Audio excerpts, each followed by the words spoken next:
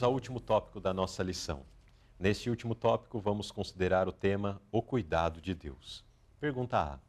Como Deus vê sua igreja? Como a menina dos seus olhos. É algo muito especial, né? Sim. Toda vez que a gente tentar se aproximar, o nosso olho ele já O olho tem, fecha ou nós é. levantamos a mão Sim. para defender, né? De fato, é um cuidado muito especial. A pergunta, ela não avança, né? Ela permanece aqui no contexto do que, como Deus vê, e esta é a resposta, mas a nota ela nos chama a atenção para alguns aspectos, que diz assim: uma nação deve se tornar depositária, e aqui essa nação é a Igreja de Deus, né?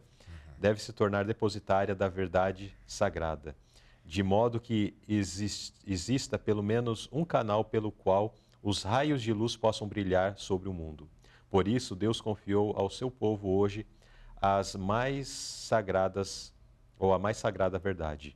Com isso, ele quer dizer que eles terão luz para dissipar as trevas que os cercam.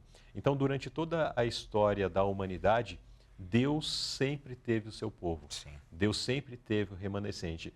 Mesmo no momento onde a crise espiritual era tão grande, ou quando se levantaram os reformadores partindo de uma noção de doutrina já bastante comprometida, em que começaram a restabelecer, né, algumas doutrinas, eles não partiram daquela corrupção doutrinária imediatamente para a luz, né? Se nós vermos ali a reforma do século XVI com Martinho Lutero, nós vamos ver que muito da doutrina que eles defendiam era um avanço em relação à doutrina católica, mas não era a luz ainda que nós temos hoje. Sim.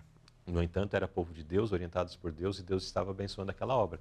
Mas mesmo assim, em lugares remotos da terra, durante mesmo a Idade Escura, onde o domingo, por exemplo, e muitas outras questões doutrinárias já haviam tomado conta, e mesmo com o movimento protestante, doutrinas que ainda perpetuaram, existiam pessoas fiéis que guardavam a lei de Deus, inclusive a observância do sábado, do quarto mandamento. Então Deus sempre teve os faróis da verdade, os pilares, né? Esses sustentáculos, como depositários, como guardiões, como pessoas que passavam às novas gerações, como pessoas que compartilhavam, e na medida do possível, né? Porque durante esse período aqui era bastante complicado, mas mesmo assim, por exemplo, os valdenses, né?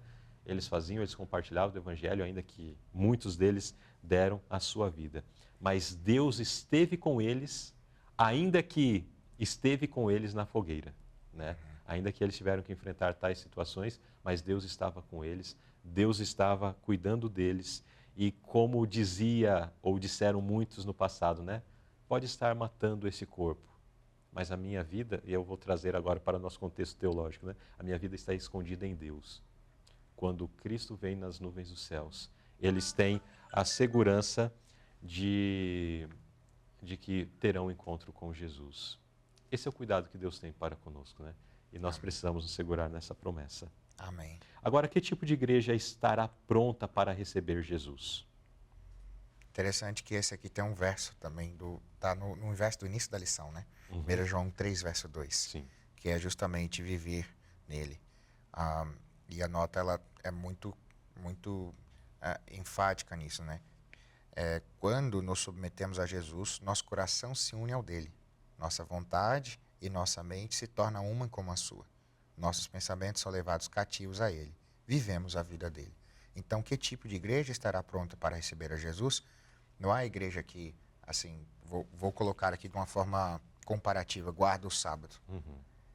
E isso é um ponto importante. Nós entendemos, conhecemos e cremos que o sábado é o dia do Senhor. Mas é a igreja que vive, a igreja que vive o caráter de Jesus, com amor fraternal, como a gente viu lá no início, com elementos que vão além, que transcendem, às vezes, aquilo que a gente consegue, de uma forma humana, realizar.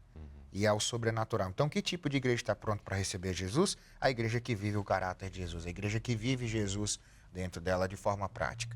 E isso é sobrenatural. Isso a gente não consegue explicar. É como aquele cego que as pessoas estavam ali agora confrontando ele, né, debatendo com ele, ele falou, olha, se ele é pecador, eu não sei, eu sei que eu era cego e agora eu vejo.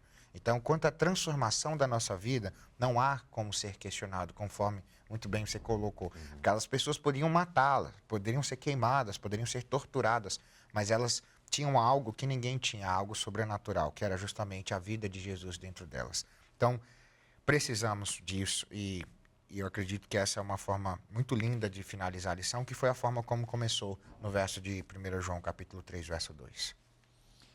E para fechar então o nosso estudo e o nosso aprendizado aqui desta lição da Escola Sabatina, eu gostaria que o irmão Jonathan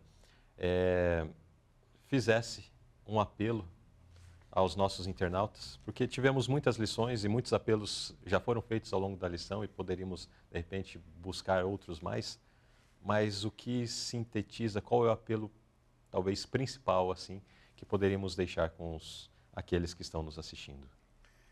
O apelo que eu faço a mim, a você e a todos nós é que nós sejamos imitadores de Cristo. Esse é o apelo de Paulo, esse é o apelo de João. O que havemos de ser, mas sabemos que quando ele se manifestar, seremos semelhantes a ele. Ore para ser semelhante a Jesus. Não se deixe levar pela nuvem de doutrinas, por dissensões, por todos os elementos que aqui foram colocados, por às vezes um pastor que talvez fez algo que você não gostou. Não deixe que as coisas que aconteçam ao seu redor, que nós estudamos aqui, elas impeçam você de ser semelhante a ele, porque é o único caminho para a eternidade, é o único caminho para a salvação é sermos semelhantes a Jesus. Então, coloque isso em seu coração, foque nisso, solicite o batismo do Espírito Santo para que nós, eu e você, sejamos continuamente semelhantes a Jesus. Este é o meu apelo que eu faço a mim e a você neste momento.